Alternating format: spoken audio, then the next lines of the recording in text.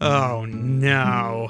I previously discussed some math slop masterpieces, and talked about some of the different forms that math slop can take. The key to good math slop, though, is a lack of interesting mathematics and an attempt to garner high engagement. And on February 28th of this young year, 2026, we were graced with one of the most courageous pieces of math slop I have ever seen. This man, Math_Files, walked out in a crowd of wolves and hung slabs of venison from his fingers. He wrote out a trivial math fact, and then he clicked post. The reason this post is so diabolical is because, one, it's so dull. Primes that are more than 3. Okay, so that rules out multiples of 2 and multiples of 3, and consequently multiples of 6. Multiples of 6 occur every 6 numbers, so it's only possible for a prime number to be at most 3 away from a multiple of 6. Oh, but those would be multiples of 3. So a prime number more than 3 obviously can't be a multiple of 6 because it's prime. It can't be 3 away from a multiple of 6 because that would be a multiple of 3. So then maybe it could be 2 away from a multiple of 6. But that's not possible either because those numbers are even, hence not prime.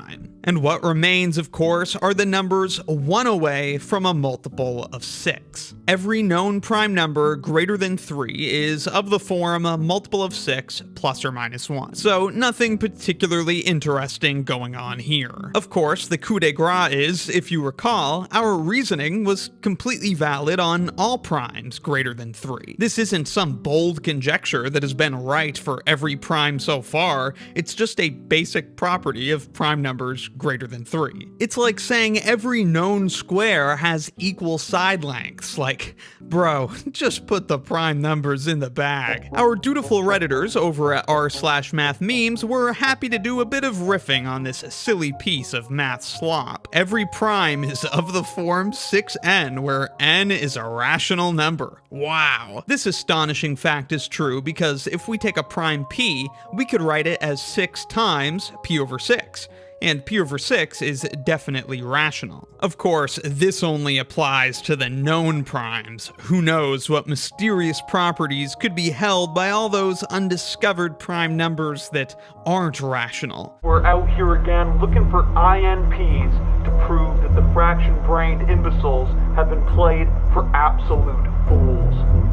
Every known prime number more than 2 is of the form 2n plus 1. 2n plus 1 is the general form of an odd number, so yes indeed, every known prime greater than 2 is odd. Some people think that's just because a prime number greater than 2 can't be divisible by 2, but others have expanded their minds enough to know that the truth is far more complicated. Oh, this one's good. Every known prime number less than 5 is of the form 2.5 plus or minus a half. We have conducted fairly thorough searches for primes less than 5, but you never know where one might still be lurking right underneath our noses. Okay, that's fun and quirky. I'm not like other math facts, I'm stupid. But let's look at some actually interesting statements that have this sort of form. The handsome and beloved Pierre de Fermat identified the first 6 numbers of this form. The first 5 are easily seen to be prime, and Fermat conjectured that all numbers of this form are prime. As you can see from their graph, or by thinking, the size of these numbers quickly gets out of hand, particularly in an era without the TI 108.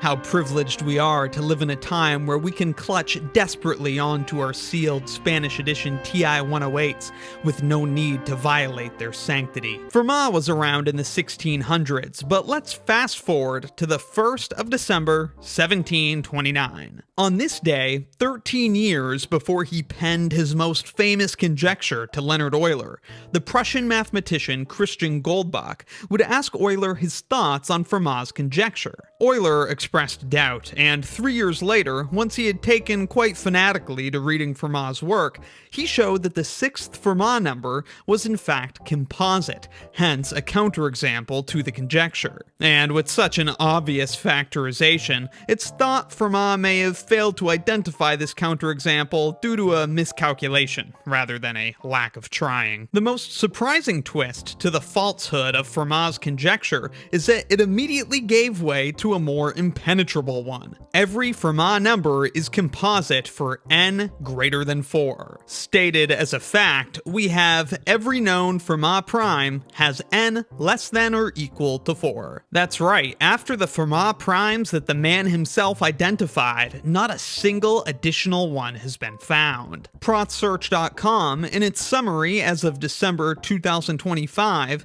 says, aside from the first 5 Fermat numbers, all through n equals 32 are known to be composite. The land afterwards is, as yet, largely untraveled. Here's another good one that's a joke. Every prime number greater than 2 can be written as a sum of at most 3 triangular numbers. Triangular numbers, quick recap, are numbers that can be assembled into triangles like so, and they have this form. And this one's hilarious for 2 reasons. The first reason is that, again, the result holds for all prime numbers, not just known primes, and certainly not just known primes that are greater than 2. And the second reason is that this result holds for all positive integers. It's actually quite a cool result, sometimes called the Eureka theorem, because this was written in Gauss's diary upon his proof of the result. There's a closely related fact that is not so easy to prove: the fact that any number 3 greater than a multiple of 8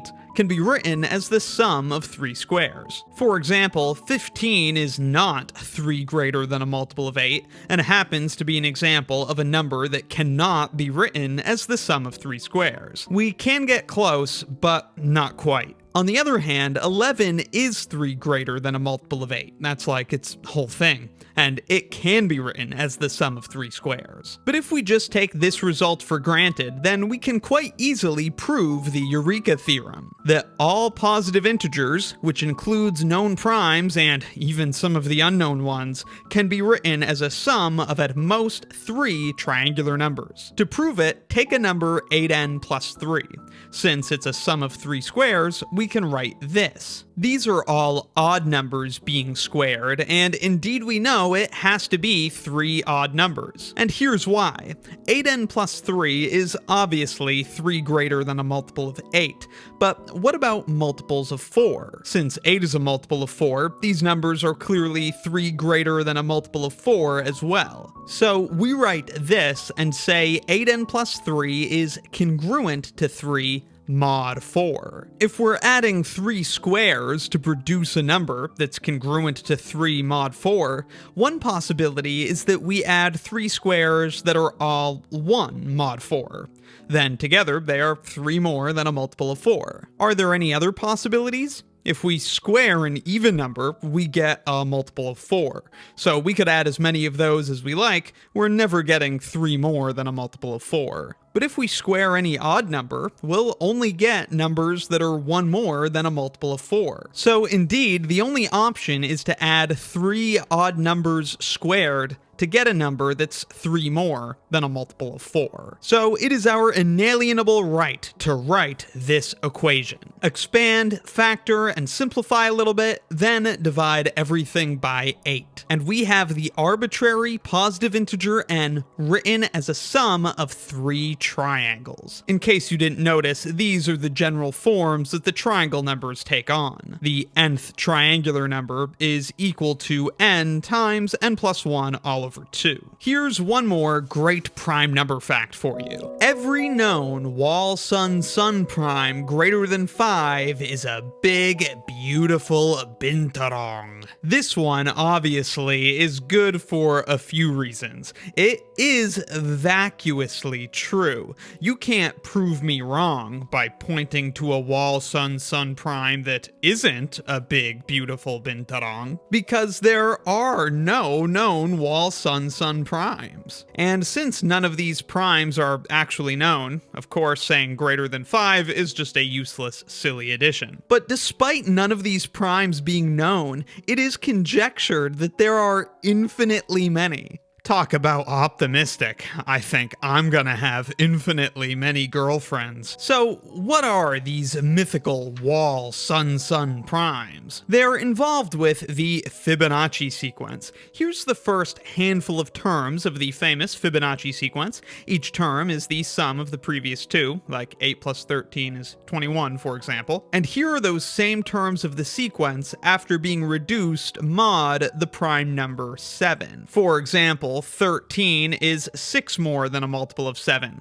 8 is 1 more than a multiple of 7. 21 is a multiple of 7. Interestingly, when we reduce the Fibonacci sequence mod a prime number, the result is a periodic sequence. And since the first term of the Fibonacci sequence, and hence its reduced version as well, is 0, the first term of the second period will have to be 0 as well. And in fact, the second period of this reduced mod 7 sequence begins on the very next term. Sorry, I had to cross out a couple typos there. You can see these reduced mod 7 terms of the Fibonacci sequence begin to repeat. And the fact that the second period has to begin with a 0 means that the corresponding term in the real Fibonacci sequence must be divisible by 7. So if we let k of p be the period of the reduced mod p Fibonacci sequence, we could write, in the case of 7, that k of 7 is equal to 16. This means when we reduce the Fibonacci sequence mod 7, it's periodic with a period length of 16. There are 16 numbers here. And like we said, this means the first term of the second period will be divisible by the modulus, in this case 7. Indeed, 987, if you're curious, is 7 times 141. And note, the first term of the Fibonacci sequence is f0, which is why the 17th term is denoted f16. Now, if we square the modulus, of course, we get 49.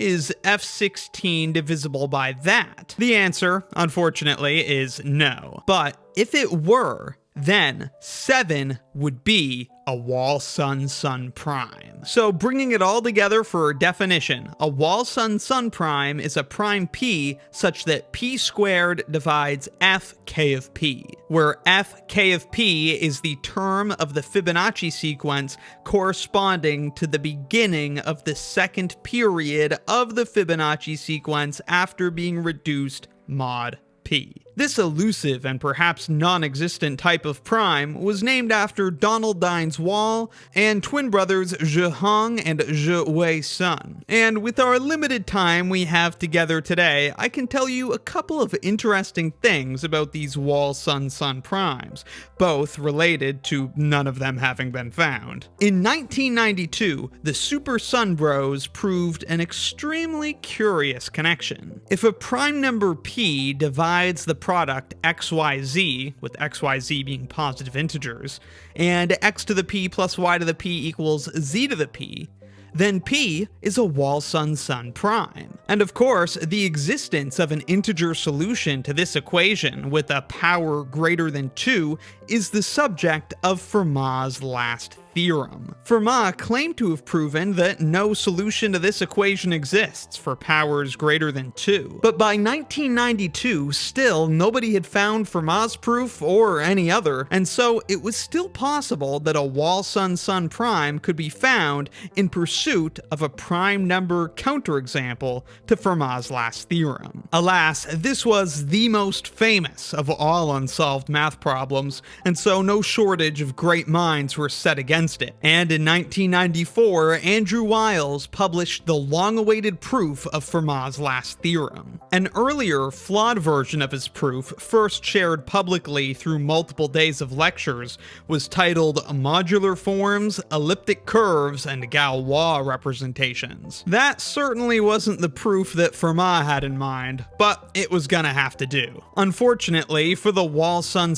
enjoyers among us, Wiles' proof of the legendary theorem vanquished any hope of finding a Wall Sun prime in pursuit of a counterexample to Fermat's theorem. One more succulent nugget: there's a heuristic argument originally applied to the rare Wieferich primes, but has since also been applied to the Wall Sun primes. It goes a little something like this: a 1, a 2, a 1, 2, 3. Since we know for a given prime p, the Fibonacci number fk of p is divisible by p, we know that the quotient fk of p over p is an integer. If p is a Wall-Sun-Sun prime, then fk of p over p will also be divisible by p, and hence will be congruent to 0 mod p. In general, fk of p over p mod p could be anything from 0 to p minus 1. If we assume these p possibilities in the long run are equally likely,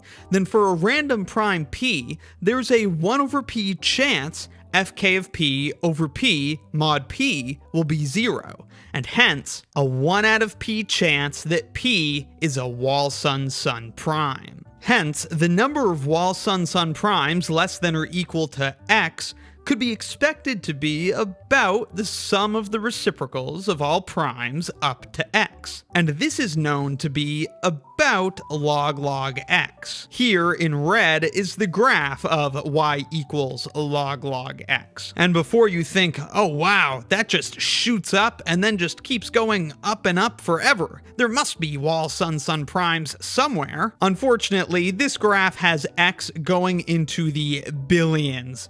And this line is y equals 3.5. That is not promising for our search, especially since all of these numbers have already been checked, and still no Wall-Sun-Sun primes have been found. To put the magnitude of this search into perspective, the efforts of many avid Wall-Sun-Sun prime hunters have shown that if such a prime exists, it must be a big, beautiful, it must be greater than 2 to the 64. The prediction from the heuristic argument would have us expecting 4.16 Wall-Sun-Sun primes in this interval, so that's disappointing. If we bump the interval up to 2 to the power of 100, then the expectation goes all the way up to 4.61 Wall-Sun-Sun primes. But considering how the hunt went over the first 18 quintillion, 446 quadrillion, 744 trillion, 73 billion, 709 million, 551,616 numbers,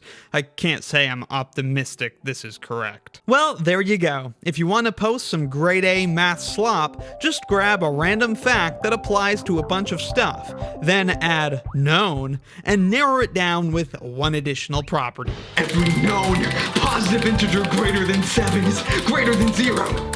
Every known square number greater than 9 has a prime factor with a power of at least 2.